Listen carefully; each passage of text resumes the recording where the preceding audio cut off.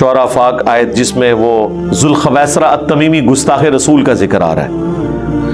وَمِنْهُمْ مَنْ يَلْمِزُكَ فِي الصَّدَقَاتِ، اور ان میں سے ایسے بھی ہیں جو صدقات کے معاملے میں آپ پر تان کرتے ہیں. اس کانٹیکسٹ میں وہ مشہور حدیث جو بخاری اور مسلم دونوں کے اندر موجود ہے، ذوالخویسرہ التمیمی والی، جو نبی علیہ السلام کی بارگاہ میں ایک گھنی داڑھی والا شخص کھڑا ہوا، آدھی پنڈلی تک جس کی تہمت تھی اور آنکھیں دھسی ہوئی تھیں، جو اعلیٰ حضرت کے بقول ایک وہابی کھڑا ہوا اور اس نے کہا کہ اتق اللہ یا محمد، اے محمد اللہ سے ڈر اور انصاف کر. تو نبی علیہ السلام کو جلال آیا، آپ نے فرمایا کہ اگر میں انصاف کرنے والا نہیں تو کون ہے؟ اور وہ نبی علیہ السلام ظاہر ہے مؤلفۃ القلوب جو ہوتے تھے انہیں زیادہ نواز دیتے تھے مال غنیمت میں سے، تو اس چیز کے اوپر وہ تان کرتے تھے. حالانکہ نبی علیہ السلام کو اختیار دیا گیا تھا کہ جس طریقے سے آپ چاہیں بیت المال میں تصرف فرما سکتے ہیں. اپنی ذات کے لیے نہیں کرتے تھے، حضور لوگوں کو دیتے تھے تالیف قلب کے لیے.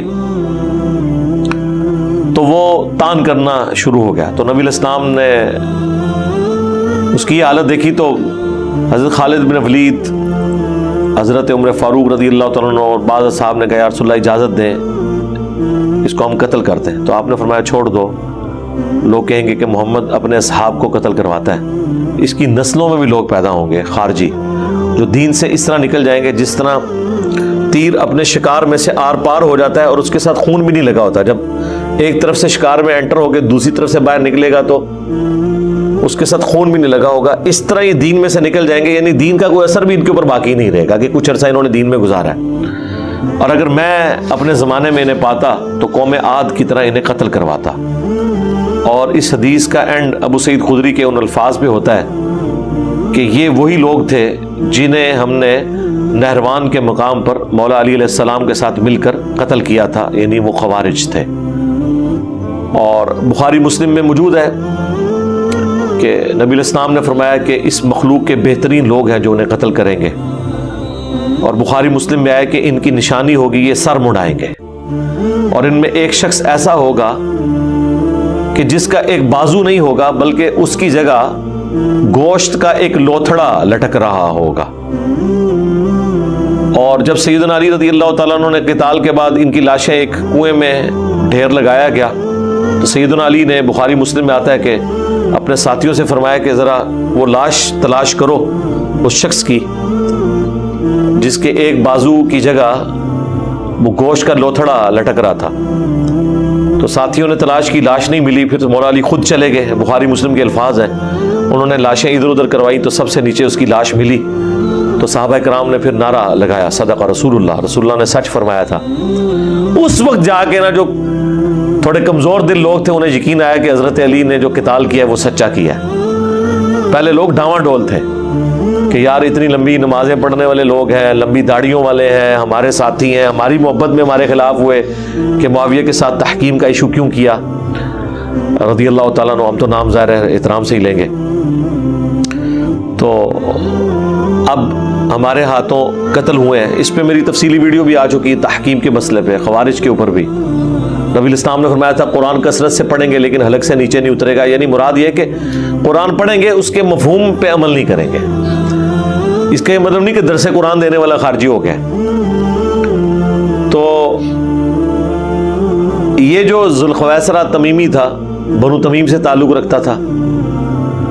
اور اب یعنی آپ سمجھ لیں کہ اہل حدیث کی بدقسمتی سمجھ لیں کہ دو بڑے جو ان کے بڑے ہیں وہ بھی بنو تمیم سے ہی تعلق رکھتے ہیں، ابن تیمیہ التمیمی اور محمد بن عبد الوہاب التمیمی. اسی وجہ سے جو بریلوی حضرات ہیں وہ کہتے ہیں یہ خوارج کی نسل میں سے ہیں ان کے بزرگان دین، وہ ان کو خارجی کہتے ہیں. اور وہ کہتے ہیں کہ یہ تو اس قابل ہیں کہ انہیں چن چن کے قتل کروایا جائے، جس طرح حضور نے کہا تھا میں قوم عاد کی طرح قتل کرتا. حالانکہ وہ خارجی تو وہ تھے جو حضرت علی کے خلاف کھڑے ہوئے. اور دوسری طرف بخاری مسلم میں حدیث ہے، حضرت ابو ہریرہ کہتے ہیں جس دن سے میں نے رسول اللہ سے یہ بات سنی ہے کہ بنو تمیم جو ہے یہ میری امت میں سب سے سخت قبیلہ ہوگا دجال کے خلاف، تو میں بنو تمیم سے محبت کرتا ہوں. یعنی ایک طرف بنو تمیم جو ہیں وہ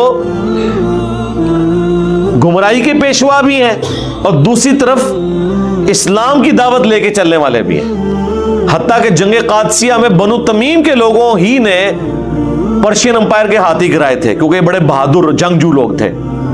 और नबी इस्लाम फरमाया कि मेरी उम्मत में बनु तमीम दज्जाल पे सबसे ज्यादा सख्त होंगे। और हज़रत अबू हुरैरा कहते हैं उस दिन से मैं बनु तमीम से, इस कबीले से मोहब्बत करता हूँ। अच्छा, ये कबीला आज भी मौजूद है अरब का, यानी जिन कबीलों का जिक्र है वो आज तक एस्टेब्लिश है। बनु उमैया खत्म हो चुके जी सरकार दुनिया से। हाँ, ये अल्लाह का वादा पूरा हो गया, इन्ना शानिया का हुआ लबतर। दुनिया में इस वक्त कोई अरब कबीला नहीं जो अपने आप को बनु उमैया कहता हो। हालांकि 800 साल तक स्पेन में बनु उमैया ने हुकूमत की है, उमवी हुकूमत थी 800 साल तक। लेकिन आज देख ले, कोई नहीं कहता कि मैं, बाकी जितने आपको ये मिलते हैं ना कबीले, बनु हाशिम तो पूरी दुनिया में खत्म ही नहीं होते, ठीक है, हर जगह शाहजी फैले हुए हैं, ठीक है। और बनु तईम मौजूद है, हजरत अबू बकर सिद्दीक रज़ी अल्लाह तआला अन्हु का जो कबीला था। बनु अदी हजरत उमर का कबीला आज भी मौजूद है। बनु तमीम मौजूद है। और बनु हाशिम तो हर जगह आपको बाहरें नजर आ रही हैं और काम ही कोई नहीं उनको, माशाल्लाह। आप देखें कसरत औलाद भी होती है माशाल्लाह। हुजूर की दुआएं हैं, इन्ना आख्ताइना कल कौसर, खैर कसीर अल्लाह ताला ने अता फरमाई है, औलाद की शक्ल में भी और हर एतबार से। तो वो बनु तमीम की वजह से ना वो नफरत करते हैं। इससे ये भी पता चला कि कोई खानदान अगर बुराई का पेशवा बना हुआ है और उसी खानदान में कुछ लोग हैं जो दीन के लिए काम कर रहे हैं, तो अल्लाह ताला को इससे कोई गर्ज नहीं है। अब यहाँ पे वो खबीस गुलाम और कादियानी दज्जाल, वो मुगल था, मिर्जा फैमिली से ताल्लुक रखता था। अब इसका ये मतलब नहीं कि जो भी मिर्जा है या मुगल है तो वो यही कुछ करेगा, नहीं, अल्लाह ताला दीन का काम भी लेगा। हमें तो छोड़ दें, फतावा आलमगीरी जो देवबंदियों और बरेलवियों के लिए सबसे बड़ा एक समझ लें सहारा है प्लेनेट अर्थ पे, वो एक मुगल बादशाह फतावा आलमगीरी उसने लिखवाया है, औरंगजेब आलमगीर ने, जो कहते हैं नहीं बड़ा दरवेश हुक्मरान था। तो बाकी उसके करतूत तो मतलब हम तो नहीं उसको उस तरह दरवेश मानते हैं। जाहिर है कि वो दाढ़ी थी, नमाजें थी, पक्का हनफी था, मौलवी था, नमाज कभी नहीं छोड़ी, कोई भाई भी नहीं जिंदा छोड़ा, ना नमाज छोड़ी ना परात छोड़ा, बाप को भी कैद में डलवाया। लेकिन आपको ये बताया जाता है वो टोपियां बना के गुजर बसर किया करते थे, ठीक है। तो एक जवाहिर तो इख्तियार किए होते हैं हुक्मरानों ने। तो किसी बुरे बंदे की वजह से पूरा खानदान बुरा नहीं हो जाता और किसी अच्छे बंदे की वजह से पूरा खानदान अच्छा नहीं हो जाता। अबू लहब जो है वो भी हाशमी है, लेकिन कुरान की सूरत उसके खिलाफ नाजिल हुई है, तब्बत यदा अबी लहब व तब। हाशमी भी है, हुजूर का चचा भी है। अब इससे बड़ी क्या निस्बत हो सकती है। सही मुस्लिम में हदीस है, चचा बाप की मिसल होता है। नबी इस्लाम ने हजरत अब्बास के बारे में वर्डिक दी थी कि चचा बाप की मिसल होता है, यानी हजरत अब्बास को हुजूर कहते थे मेरी बाप की जगह मेरा चचा है। तो दूसरी तरफ वो चचा और नबी इस्लाम का सबसे बड़ा दुश्मन। तो इससे कोई फर्क नहीं पड़ता कि कौन किस खानदान में है। तो जुल्खवैसरा अत-तमीमी के बारे में वो हदीस आज तक जी वो फिट हो रही है अहले हदीस के ऊपर। और बल्कि वो कल मैंने एक क्लिप देखा एक मौलवी इंडिया का, तो उसने तो नाम ही रख दिया, कहता है वो एक बाजू वाला खड़ा हुआ, यानी वो उसके साथ किसी ने काउंटर क्वेश्चन किए, किसी अहले हदीस ने खड़े हो गए ना, तो वो उसकी बात सुनाते हुए ना उसको कह रहा है बाजू वाला बाजू वाला। अब आम बंदे को तो समझ नहीं आ रही है बाजू वाला कौन है। वो उसनों कह रहा है वो जड़ा एक बाजू दा कटिया सी ना, गोश्त का लोथड़ा लटक रहा था ना, तो उसकी वजह से वो अहले हदीस को कहते हैं ये बाजू वाले यहूदी औलाद ने, ठीक है। वो तो है अबू दाऊद में हदीस के खवारिज क़यामत तक निकलेंगे और इनका आखिरी ग्रोह जो है वो दज्जाल के साथ मिलकर मुसलमानों को कत्ल करेगा। तो खारजियों वाली हदीस जो है वो अहले हदीस के ऊपर देवबंद और बरेलवियों के बुजुर्गों ने लगाई। फतावा शामी में दुर्र मुख्तार के हाशिए रद्दुल मुख्तार में इब्न आबदीन शामी अल मुतवफ़ा 1252 हिजरी, उसने जो नजद वाली हदीसें हैं बुखारी की कि नबी इस्लाम ने नजद के लिए दुआ नहीं की और फरमाया वहाँ पे फितने होंगे और शैतान का सींग निकलेगा, और उनका कि ये मोहम्मद नवाब और उनकी औलाद ये वही तो सींग है जिसकी हुजूर ने बिशारत की थी। हालांकि ये हदीस तो नबी इस्लाम की इब्न आबदीन शामी की पैदाइश से भी 1200 साल पहले की थी। और मुहद्दिसीन इसकी शरह में हदीसें लिखते आए हैं कि ये खवारिज वो थे जो हजरत अली के दौर में निकले। مسلم شریف میں موجود ہے اے اہل عراق، حضرت عبداللہ بن عمر جو کہ بخاری کی اس حدیث کے راوی ہیں کہ نجد میں شیطان کا سینگ نکلے گا، وہی عبداللہ بن عمر کہتے ہیں کہ انہوں نے خطاب کیا اے اہل عراق، نہ میں تم سے اس بڑی چیز کا سوال کرتا ہوں نہ چھوٹی چیز کا۔ بڑی چیز جو تم نے حسین ابن علی کو قتل کیا، اور چھوٹی چیز کہ تم کہتے ہو کہ مچھر اور مکھی اگر کوئی مار دے احرام کی حالت میں تو اس کا کفارہ کیا ہے۔ تو بخاری میں آتا ہے جب ابن عمر سے کسی نے پوچھا، انہوں نے کہا یہ تو وہ لوگ ہیں اہل عراق، انہوں نے اللہ کے نبی کے نواسے کو شہید کر دیا جن کے بارے میں نے حضور سے سنا تھا کہ دنیا میں دو میرے پھول ہیں حسن اور حسین، ان کو قتل کرتے وقت انہیں خیال نہیں آیا، اور آج احرام کی حالت میں مچھر مر جائے تو پوچھ رہے ہیں کہ کیا دم دینا پڑے گا مچھر مارنے کے اوپر، چونکہ قرآن میں تو آیا نا کہ شکار نہیں آپ کر سکتے، حالانکہ وہ شکار تو دوسرا ہے، کوئی ہرن کا شکار کر لے یا زمینی جو چوپائے ہیں ان کا۔ تو ابن عمر کہتے ہیں کہ نبی علیہ السلام نے تو تمہارے بارے میں فرمایا تھا کہ شیطان کا سینگ نکلے گا وہاں سے۔ تو یہ لوگ تھے نجدی، وہ پکڑ کے انہوں نے گھسیٹ گھساٹ کے پھر وہ شخص ابن عابدین شامی لگا رہا ہے جس کا اپنا سٹیٹس یہ ہے کہ اس نے اسی رد المختار میں لکھا ہے کہ اگر کسی شخص کو شفا حاصل ہونے کا یقین ہو تو وہ اپنے خون اور پیشاب سے سورہ فاتحہ اپنے ماتھے پہ یا تعویذ لکھ سکتا ہے۔ یہ اس شخص کا اپنا سٹیٹس ہے جس نے نجد والی حدیث محمد بن عبد الوہاب صاحب کے اوپر لگائی، اور پھر وہ ہیمفرے کے اطرافات کتاب، وہ ڈھکوسلا پورا انہوں نے مچایا، میں نے اس کا بھی پوسٹ مارٹم کیا تھا۔ اور پیر میر علی شاہ صاحب نے بھی ایون اتنے ماڈریٹ ہو کے بھی جب نجد والی حدیث آئی تو انہوں نے بھی پکڑ کے اہل حدیث کے اوپر لگائی، حالانکہ وہ نرم گوشہ بھی رکھتے تھے۔ ثناء اللہ امرتسری جب ملنے کے لیے گئے ہیں پیر میر علی شاہ صاحب کو، جب ملامت قادیانی کے خلاف پوری وہ چل رہی تھی، تو وہ پیر میر علی شاہ صاحب کے اپنے بیٹوں نے ان کی سوانح لکھی ہے، انہوں نے اس میں ذکر کیا ہے کہ ہماری موجودگی میں ثناء اللہ امرتسری جب آئے ادھر گولڈا میں پیر میر علی شاہ صاحب کو ملنے کے لیے، تو پیر میر علی شاہ صاحب نے ان کو امامت کے لیے آگے کیا، ان کے پیچھے نماز پڑھی۔ تو کیا کوئی بریلوی اہل حدیث کے پیچھے نماز پڑھتے ہیں؟ وہ تو کہتے ہیں نکاح ہی ٹوٹ جائے گا، ٹھیک ہے، لیکن دوسری طرف وہ نجد والی حدیث بھی لگائی، ٹھیک ہے۔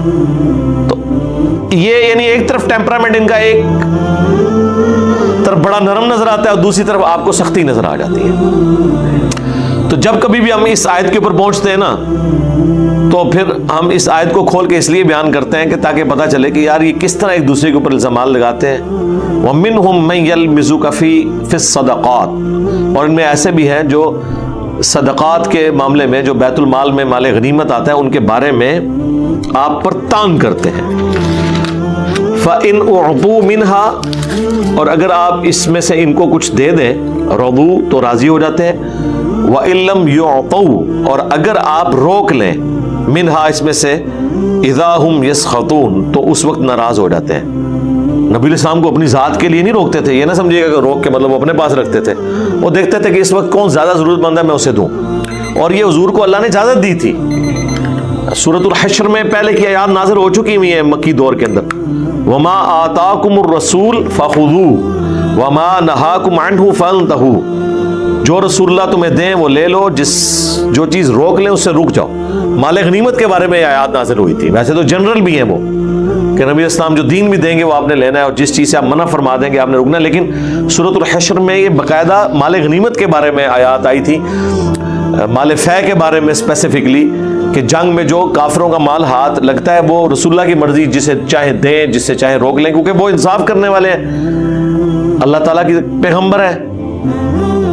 تو اگر آپ انہیں دیں تو یہ راضی ہو جاتے ہیں، اگر روک لیں تو ناراض ہو جاتے ہیں۔ وَلَوْ أَنَّهُمْ رَضُوا مَا آتَاهُمُ اللَّهُ وَرَسُولُهُ، کیا ہی اچھا ہوتا کہ یہ راضی ہوتے اس پہ جو اللہ ان کے رسول نے ان کو دیا۔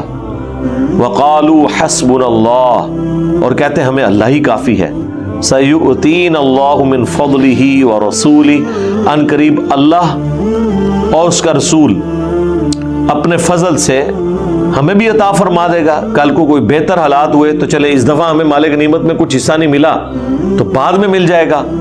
انا الی اللہ راغبون، بے شک ہم اللہ ہی کی طرف رغبت لانے والے ہیں، یعنی ہماری ٹاپ پرائرٹی تو اللہ کی ذات ہے، کچھ ملے نہ ملے اللہ کی ذات تو ہے نا ہمارے پاس، آخرت کی ہمیشہ کی کامیابیاں تو ہمارا مقدر ہونے والی ہیں، یا مستقبل میں بھی ایسی جنگیں آئیں گی جن میں ہمیں کچھ مل جائے گا، تو یہ اس کے اوپر راضی ہوتے جو اللہ اس کا رسول اپنے فضل سے انہیں دے رہے ہیں۔ تو اچھا یہ وہ آیات ہیں جنہیں یعنی آؤٹ آف کنٹیکسٹ کوٹ کر کے یعنی بریلویوں نے یہ عقیدہ گھڑا ہوا ہے کہ اللہ اس کا رسول دونوں ہی عطا فرماتے ہیں۔ اب یہ آیت صرف رسول اللہ تک تو نہیں ہے، خلفائے راشدین کے دور میں تو حضرت ابوبکر، عمر، عثمان وہ بھی تو بانٹتے تھے، اور آج کے حکمران بھی جائیں جن کو آپ گالیاں نکالتے ہیں سیاستدانوں کو، ان کے پاس جب صحافی بیٹھتے ہیں یا ان کے چاہنے والے بیٹھتے ہیں وہ ان کو بھی چیک دے کے روانہ کر رہے ہوتے ہیں، تو پھر تو یہ ساری مشکل کشا ہو گئے۔ یہ آیت کس سے ریلیٹڈ تھی؟ اللہ اس کا رسول ان قریب غنی کر دیں گے، جو اللہ تعالیٰ مال غنیمت میں اپنے نبی کو دے گا اور رسول اللہ اسے تقسیم کریں گے۔ اس کا نہ تو مسئلہ تقدیر سے کوئی تعلق تھا، نہ اولاد مانگنے کے ساتھ کوئی تعلق تھا، نہ رسول اللہ سے مانگنے سے کوئی تعلق تھا، آپ کی وفات کے بعد آپ کی قبر پہ جا کے سوال کرنے سے کوئی تعلق تھا۔ کہاں سے اٹھا کے یہ لگا دیتے ہیں۔